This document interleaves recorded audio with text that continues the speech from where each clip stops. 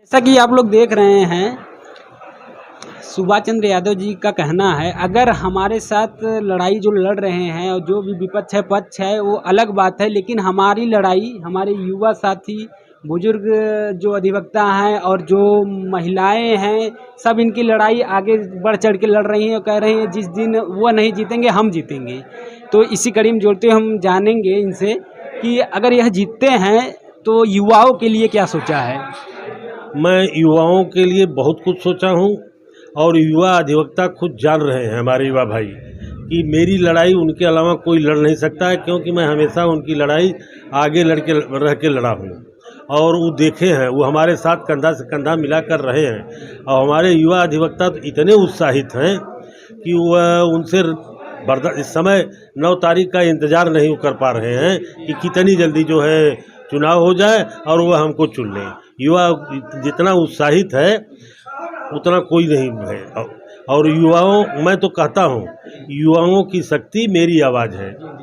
मैं जो कुछ हूँ युवाओं के बल पर हूँ और युवा अधिवक्ता जितना मुझको मानते हैं, जितना सम्मान देते हैं, मेरे लिए जितना लड़ रहे हैं, वह बहुत ही अतुलनीय, मैं उनका कृतज्ञ हूँ। अगर आप जीत कर आते हैं, महिलाओं के लिए क्या सोचे हैं? देखिए, हमारा यह संघ 1937 का बना हुआ है। तब से 2010 तक, जब मैं मंत्री हुआ था उसके पहले तक, कोई महिलाओं के लिए चेंबर या अलग से बैठने की व्यवस्था नहीं थी। 2010 में जब मैं मंत्री हुआ तो अलग से महिलाओं के लिए एक चेंबर बनवाया, ये चेंबर की व्यवस्था किया और उस समय 22 महिलाएं केवल थीं, तो उसमें एक टेबल और 22 कुर्सियां हमने रखवा दिया था। लैट्रिन बाथरूम की संपूर्ण व्यवस्था थी, अब बहुत सुंदर व्यवस्था थी। इसके बाद से जब महिलाओं की संख्या अब लगभग 200 हो गई है और मेरे आने के बाद 2010 से 12 के बाद, मेरे कार्यकाल के बाद आज तक बहुत से लोग अध्यक्ष मंत्री हुए इस दौरान, लेकिन महिला बहनों के लिए किसी ने कोई ध्यान नहीं दिया कि जो है उनकी जगह कम पड़ रही है, बैठने की दिक्कत हो रही है। तो मैं यह सोचा हूँ और संकल्प भी लिया हूँ कि मैं यदि इस पद पर पहुंच गया लोगों के सहयोग से, तो मैं अलग से बड़ा चेंबर उनके लिए हर सुविधाओं से युक्त बनवाऊंगा उनकी, ताकि व्यवस्था हो रहें। और महिला बहनों को भी यह आशा है हमें से कि यही आएंगे तब हमारे लिए करेंगे। मैं एक चीज़ और बता दूं आपको, जिस समय मैं मंत्री था तो मैं 7-8 एक्स्ट्रा कर्मचारी रखा था।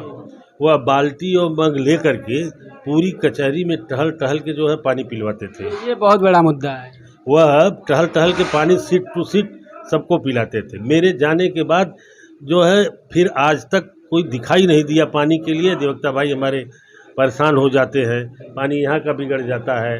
उस समय मैं, हमारे डीएम थे सुहास एलवाई साहब,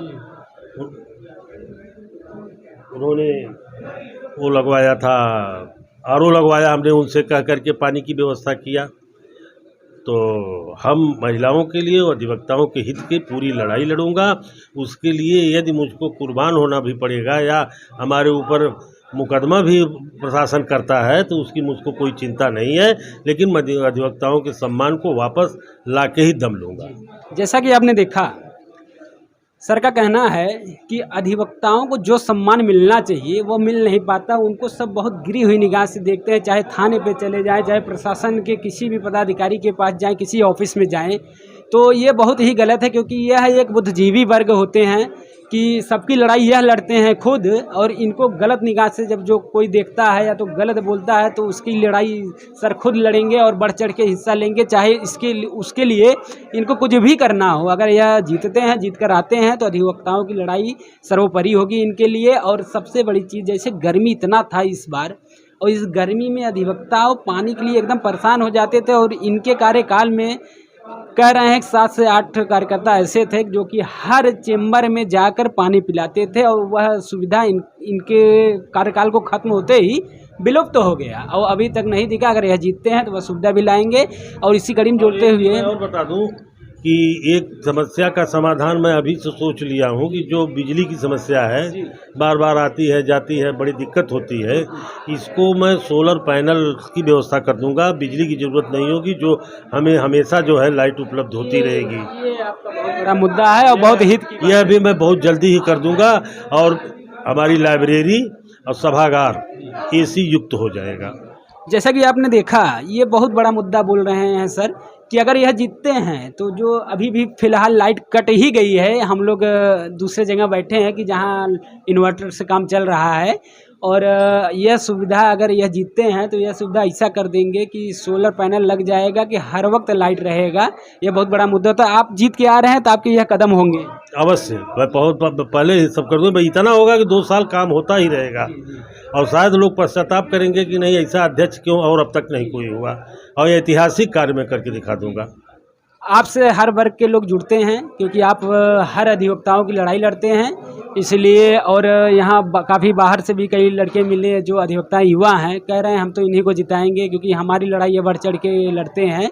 और आप अधिवक्तागढ़ से नए पुराने जितने भी हैं सबसे कुछ अपील करना चाहेंगे? मैं अपने सभी भाइयों से करबद्ध निवेदन करूंगा कि हमारे अधिवक्ता अपने अधिवक्ता सम्मान के लिए लड़ाई लड़ें और सम्मान की सुरक्षा जहां से हो उसके बाद ध्यान में दें, किसी प्रकार की भावना में वाद में न बहकें। और हमारे जहां तक सम्मान, हमारे सीनियर अधिवक्ता हैं वो तो अपनी सम्मान की सुरक्षा कर लेते हैं, कहीं जाते हैं कोई भी अधिकारी है उनको सम्मान देता है। हमारे युवा अधिवक्ता जो हैं उनको धक्का मार के लोग बाहर कर देते हैं। तो मैं युवाओं से विशेष करके अपील करूंगा कि उनकी बहुत लंबी वकालत करना है, बहुत सम्मान से रहना है, इसलिए वो अपने सम्मान को देखते हुए मुझे चुने। मैं उनके सम्मान की 100% सुरक्षा की गारंटी लेता हूं और दूंगा, और किया हूं अब तक जो है, और इतिहास बता रहा है, वो देखे होंगे कि मैंने अब तक क्या किया हूं। और हमारे सभी मैं तमाम अधिवक्ताओं के लिए लड़ाई लड़ा, चाहे सिटी मजिस्ट्रेट से लड़ना रहा हो, चाहे किसी एसपी से लड़ना हो, चाहे किसी थानेदार को डांट के काम कराना हो। इतना मैं काम, कोई ऐसा दिन नहीं है कि मैं किसी अधिवक्ता के काम न आता हूँ। ये हमारा सौभाग्य है कि हम धन्यवाद।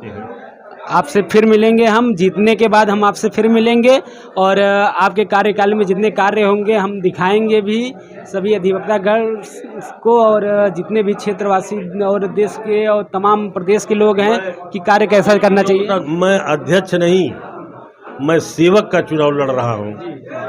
सेवा भाव से अध्यक्ष नहीं, सेवक चुने, और मैं जाके मैं उनकी सेवा लगातार करता रहूं, और सभी अधिवक्ता अध्यक्ष बने, केवल मैं अकेले नहीं।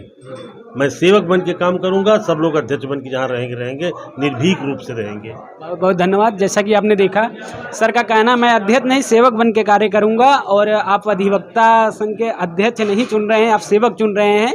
जो भी परेशानी होगी हमसे होके गुजरेगी। बने रहिए हमारे साथ। धन्यवाद।